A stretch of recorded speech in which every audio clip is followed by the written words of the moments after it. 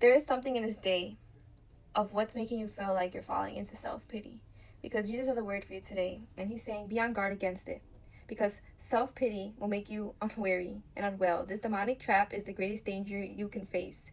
Don't even go near the edge of the pit. Its edges crumble easily, and before you know it, you are on the way down. It is ever so much harder to get out of the pits of self-pity than to keep a safe distance from it. That is why I tell you to be on guard. There are several ways to protect yourself from self-pity. When you are occupied with praising and thanking me, it is impossible to feel sorry for yourself. Also, the closer you live to me, the more distance there is between you and the pit. Live in the light of my presence by fixing your eyes on me.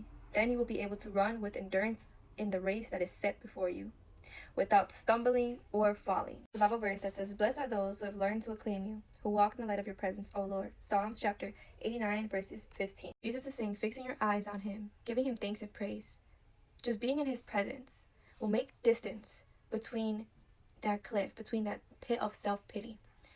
Jesus is saying that there will be times in your life where you will get close to that pit, and its edges crumble like this, and before you know it, you can be on your way down. And it is very important to be on guard spiritually, because spiritual warfare is real. The devil is always out, prowling like a lion that's ready to jump on its prey. He's here to steal, kill, and destroy. And self-pity is not from God, but from the devil. And you know what? We are human. We will fall into certain feelings. You know, the devil makes them worse because he will antagonize you. But God is saying, when you fix your eyes upon me, when you look towards me, when you trust me, when you thank me in the hard times, you thank me in times where you shouldn't be, or it would be odd to thank me, I will bless you more. Because you are producing good fruit. You're not producing rotten fruit by having a miserable attitude.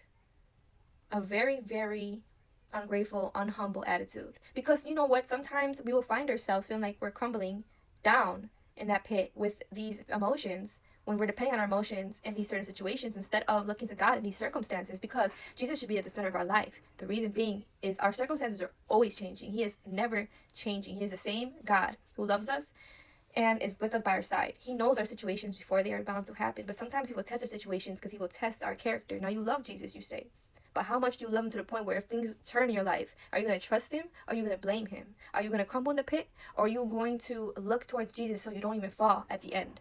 Jesus is saying, choose the light. Live in the light of my presence. Fix your eyes on me, because if you let situations that are not meant to destroy you but ruin you, because you are choosing to choose the hard, you are choosing not to, you're just choosing to make it worse, you will see the dark. And Jesus is the light, and he is the one who will pull you out. Jesus is the one who will lift you up each and every time. When you are on guard, you live in the light of the presence of Jesus, and you fix your eyes on him. He says, you will be able to run with endurance in the race that is set before you without stumbling or falling, because he will catch you. He will be there for you.